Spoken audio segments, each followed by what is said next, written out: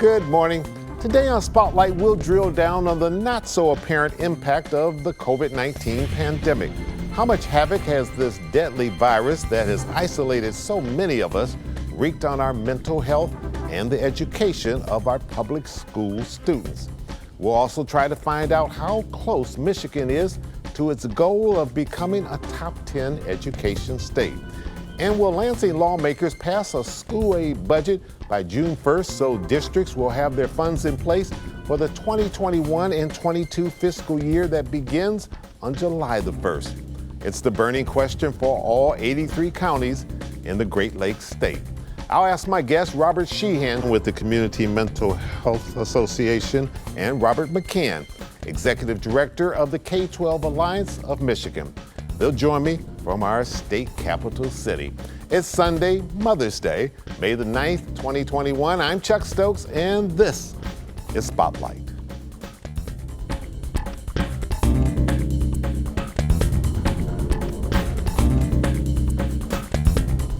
Bob Sheehan and Bob McCann, thanks so much for joining me today on Spotlight. I got two Bobs today, so I'll try to make sure that I use last names from time to time so you know exactly who I'm talking to. I'm gonna start with Bob Sheehan. You recently, your organization put out a report about mental health in this state. What's been the reaction, both from the general public, but also from our community and legislative leaders, and have the reactions been the same? They've been varied. The reactions have been all over the map. Some people read the report and said, yes, that reflects their experience, especially during the pandemic.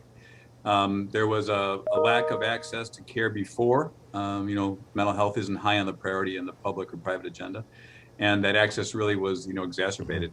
But then some people really applauded the heroic efforts that the systems have done to keep meeting the needs of kids and adults and families. So it's been, and both are true, by the way. So it's been encouraging, Chuck. All right, very good. Bob McCann, you wear a lot of different hats and worry about a lot of different things dealing with education, but how does this fit into the overall picture of education in this state? Well, I think we know, like Mr. Sheehan was saying, that over the last number of years, our state hasn't, focused enough on the mental health of its residents. And certainly that's every bit as true amongst our student population in our public schools as well. And I think over the last year, what we've really seen is that our students, whether they've been full-time at home or in some kind of a hybrid learning model, have experienced, in many cases, traumas with their home life, with their ability to learn in ways that we've never had to deal with before. And if we aren't, as a state and as a school system, addressing those mental health needs, we ultimately aren't going to be able to get our students back on the path for success either. So the mental health of our students and ultimately supporting that going forward is every bit as important as getting them simply back into classrooms. How much has COVID-19 wreaked havoc in mental health? Well, it really has. Let me add to that, Chuck. It's a compounding of things. So you have the fear of a deadly illness, right? Kids and adults are feeling that fear. Some are dying, of course, because of it. You also have economic loss. 40% of Michigan families lost income during this period. And so you have economic stress, unable to pay rent, make your mortgage payments, sometimes feed your family. Third, we had a really contentious presidential election, and it's continuing. You can feel that contention, and families and kids and adults can feel that. And then fourth is the racial issues, have come to the fore. So any one of those would have put people on a tailspin, but they came all at once. I do think, though, Michiganders are pretty resilient. I've been impressed with what first felt like a frontal assault. We had lots of calls of higher suicide threats in what's called ideation, people with high anxiety and depression. But stunningly, people have reached out to others. They've reached out for professional assistance and guidance. They've reached out to teachers and counselors and friends and family, and I think they're getting through it. Suicides indeed did increase during COVID-19? They did indeed, and the suicide threats especially. People, if you were already troubled by what does life mean, the isolation of the pandemic and again the fear of death, or the other issues I described, just layer on top of that and make suicide a greater threat. Bob McCann, when you talk with the superintendents that you represent, and there are a boatload of them in the K-12 coalition, what are they saying to you? Since last summer, really, such a push to get students back into classrooms. And we agreed with that. There's no substitute really for the support that students can get inside of a school building. But it isn't as simple as just getting them back into classrooms. And our superintendents have really been pushing that these students have, this wasn't just a disruption in their academic careers. This was an unprecedented disruption in their lives, and the stress that these students have been put through over this past year, whether there was, instability in their home lives, inability to keep up with coursework online.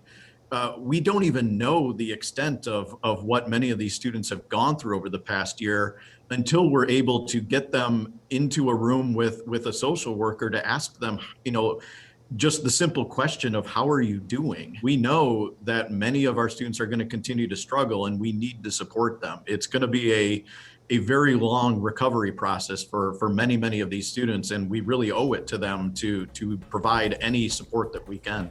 All right, we need to take a quick little break. We will come right back. We'll drill down some more on the mental health side, but also in terms of funding and how we're doing in education in this state right now. We'll be right back. Don't go away.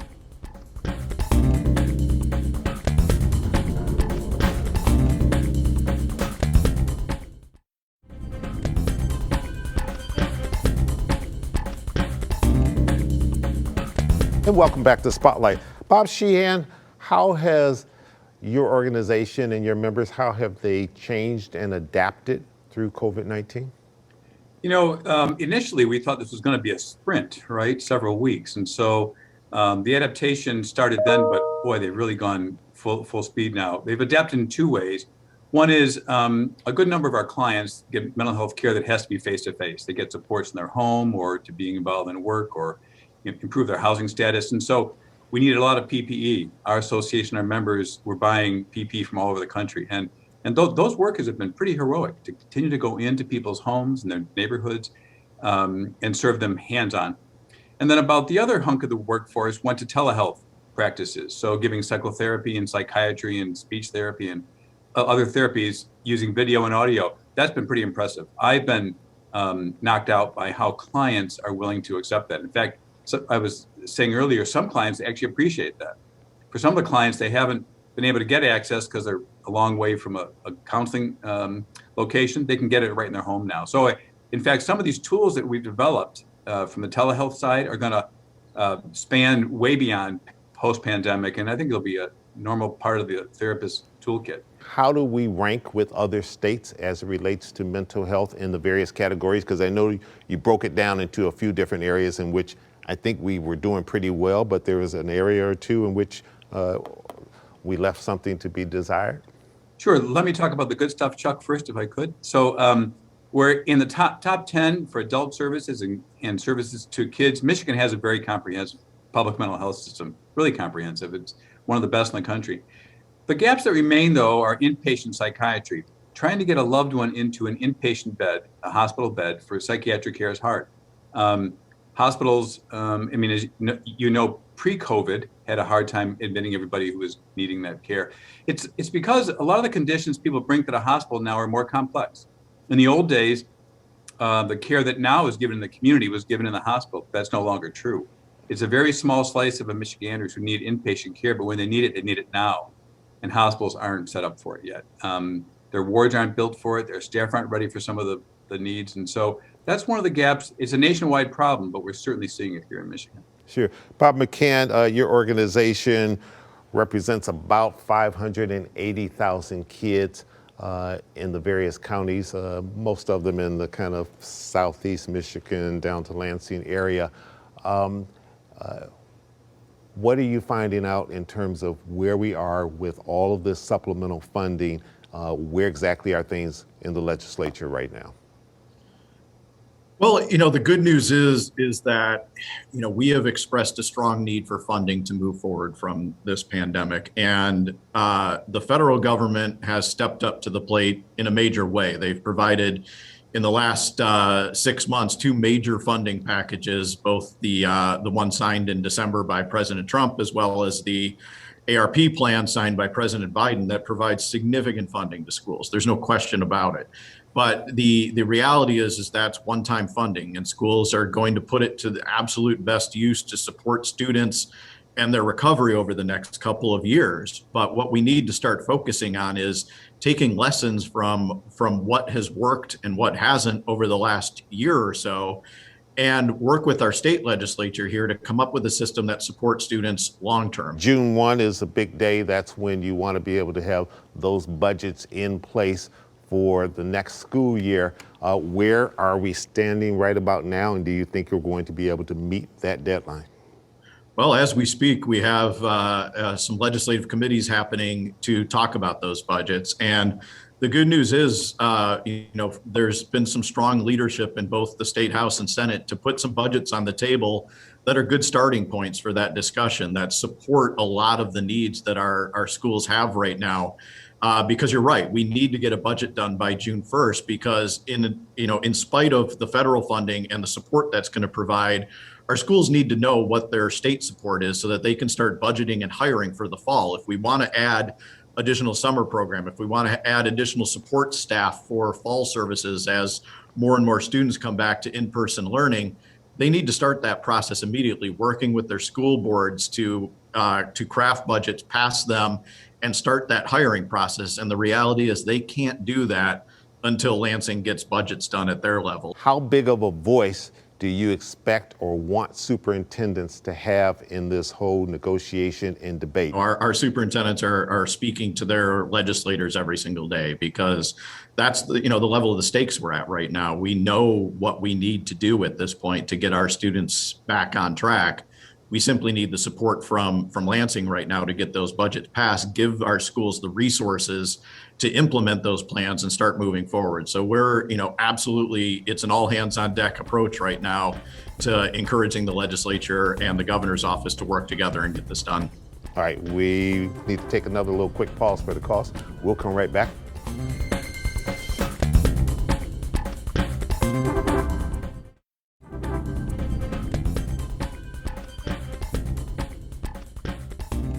Bob Sheehan, talk to me a little bit about this integrated care initiatives and what role that is playing in mental health. It's sort of the future of the system. Everyone talks about integrated care. What they mean by that is primary care, physical health care, working closely with behavioral health or mental health care. In our system, we did a survey every year of what we're doing across the state, and there are over 600 integrated care efforts going on. Chuck, they range from having primary care providers in mental health settings or having mental health providers in primary care settings. They're sometimes aimed at sharing clinical records. So once a patient or a client talks to one practitioner, that record's shared. They don't have to repeat their story 100 times. There's a third initiative that I don't think people are aware of. There are some people called high utilizers. They have high health needs. And if you can focus on that with their primary care, their physical health need, and their behavioral health care needs, they spend less time in emergency rooms, less time in the backs of ambulances. They spend more time at work, more time at school. So it's really, there's been a lot of talk about it. And I always joke about it. Well, everyone's talking about integrated care. Our system's doing that across the state. And communities from rural, urban, and suburban, it's really quite a movement. And it's only going to grow. I think more and more people expect that. More patients or clients expect that their behavioral health care person, their mental health practitioner, will be talking to their primary care practitioner. So and I think that COVID really brought that home. Some of the conditions people bring to an ER or their primary care provider, when they start to unmask it, they realize it's really anxiety or depression. And so you can treat that stomach ailment all you want, but until you get to the emotional or mental health issues behind it, you're not going to solve it. And I think integrated care really does that. As compared to other states, is Michigan ranking pretty well in terms of the number of mental hospitals that we have and moving away from deinstitutionalizing people? That's a delicate question, Chuck. So the number of beds, we're at the low end. We're in the 42nd, I think, out of 51, including the District of Columbia in terms of beds. However, I tell people you don't want to be at the top of that list. Top of the list really means actually you have too many inpatient psychiatric beds, meaning you're still using inpatient care as your major mode of treatment.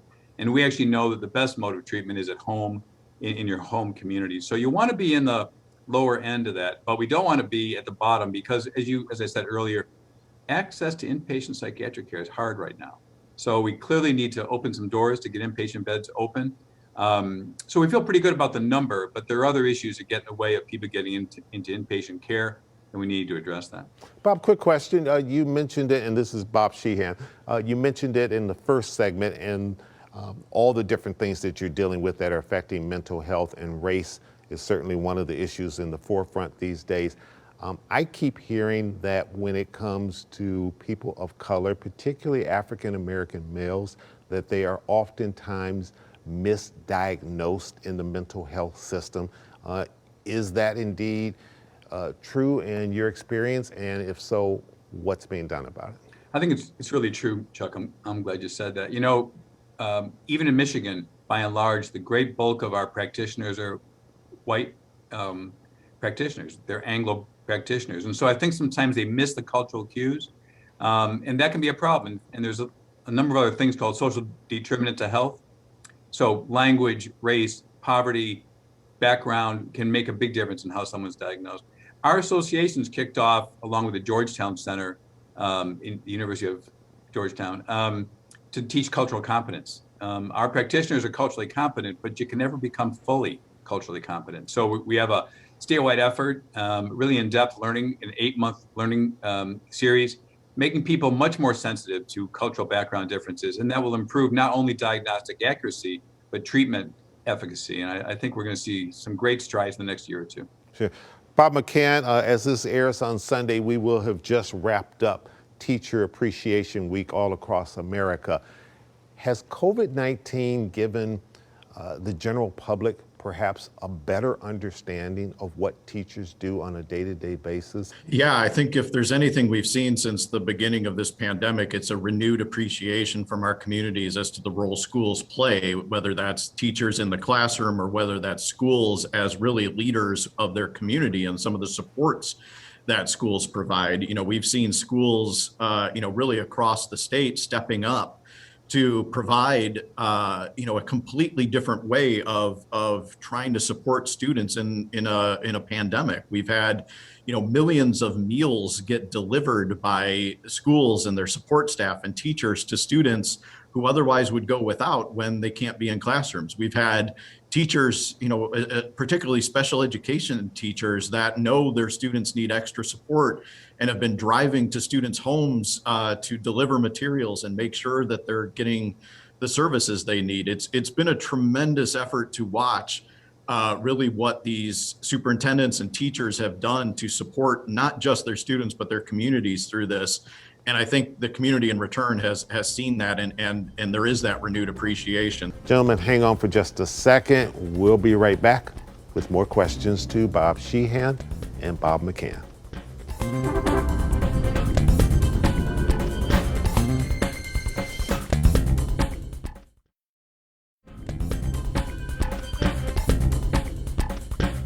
Let me take you back. If my memory serves me correctly, I think it was former Governor Snyder, Republican governor, giving one of his State of the State addresses, and he mentioned one of the goals for this state, and one of his goals was to make Michigan a top 10 state in terms of education.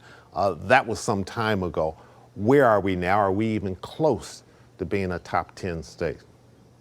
We're not going to get there until we devote the funding that's necessary to get us there. I mean, that's the simple reality. The Michigan lags, studies have shown we are dead last in the nation in terms of keeping up our funding for public schools over the past several decades.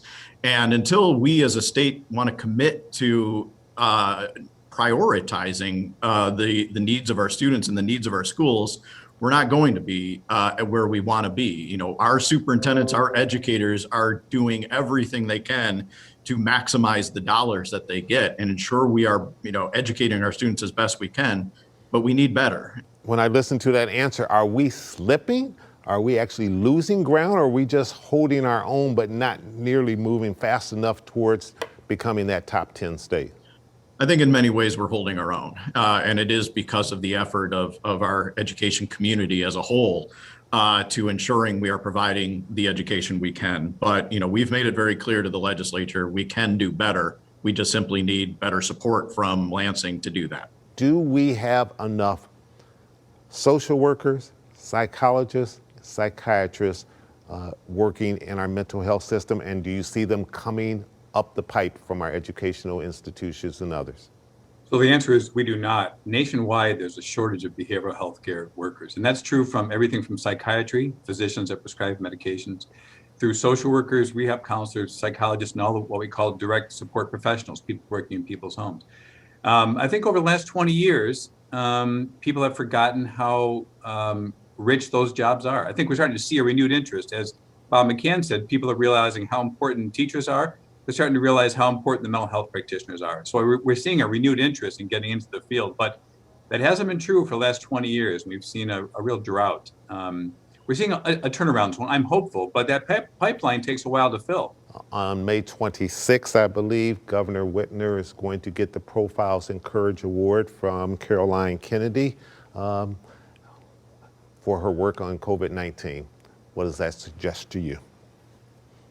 Suggests that our governor has been through a test of her leadership over the past year, like few have ever faced in this state, and she has stepped up to that challenge. There's no question that politics have made every bit of this pandemic that much more challenging. In fact, we've obviously seen the stakes of what the governor has gone through with a plot to kidnap her as part of the reaction to her COVID priorities. But, the reality is she has stepped up and taken on that challenge to say that regardless of politics, regardless of anything else, I'm going to do my best to keep people safe. And I think that's what's being recognized here and appreciated. Leadership isn't shown when the answers are easy. They're shown when they're really complex. So how do you keep people safe from the COVID pandemic, at the same time make sure that the economy continues to move along and the kids keep being educated and all of us can connect? And so it's a balancing act. And I think she's shown incredible courage. And she hasn't alone. She's relied on a lot of people to do that. I know she would say that. So this isn't a partisan statement. Any leader who did what she did would get that Kennedy Award. I think it's not an easy time, and that time isn't over. So the leadership has to be sustained. All right. Bob Sheehan with the Community Mental Health Association of Michigan and Bob McCann of the K-12 Alliance of Michigan. We appreciate both of you gentlemen joining us today on Spotlight. Stay safe. Thank you. Thanks, Chuck. Special thanks to both of my guests today. I'm Chuck Stokes. We'll be back next week with more newsmakers in the Spotlight. Happy Mother's Day to everyone, and have a great week.